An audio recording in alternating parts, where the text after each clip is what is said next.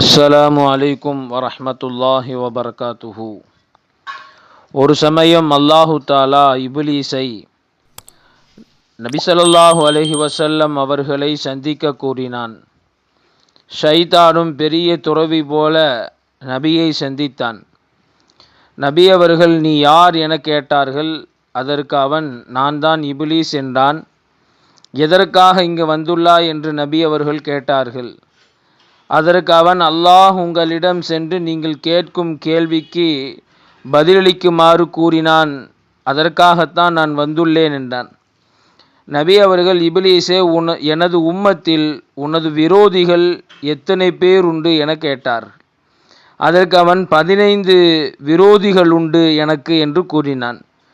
முதலாவது நீங்கள்தான் முஹம்மதே, இரண்டாவது நேர்மையான அரசன், மூன்றாவது பணிவுள்ள பணக்காரன், நான்காவது உண்மையான வியாபாரி, ஐந்தாவது பயனுள்ள தொழுகும்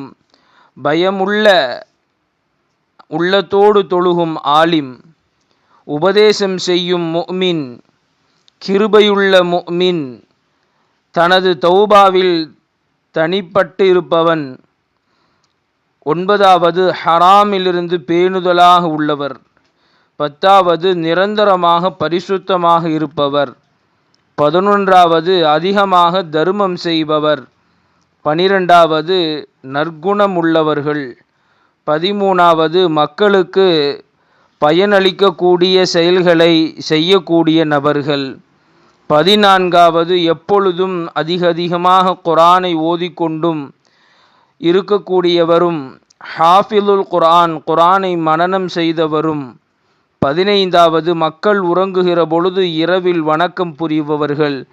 இந்த 15 பேர்களும் எனக்கு விரோதிகள் என்று ஷைத்தான் கூறினான். நபி அவர்கள் இன்னும் கேட்டார்கள், எனது உம்மத்தில் உமக்கு தோழர்கள் எத்தனை பேர் என கேட்க 10 பேர்கள் என கூறினான்.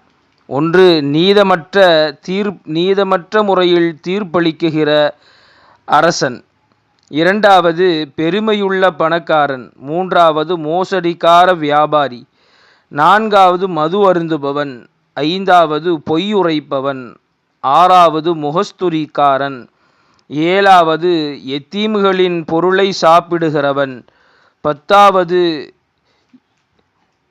தொழுகையில் பொடுபோக்காக இருப்பவன், ஜக்காத்தை கொடுக்காதவன், நீண்ட நேரம் பிறர் குறையை பார்த்து கொண்டே இருக்குகிறவன், கடைசியாக பிறர் பார்ப்பதற்காக வேண்டியே அமல் செய்கின்றவர்கள். இவர்கள் யாவரும் என்னுடைய சகோதரர்கள், தோழர்கள் என்று ஷைத்தான் கூறினான்.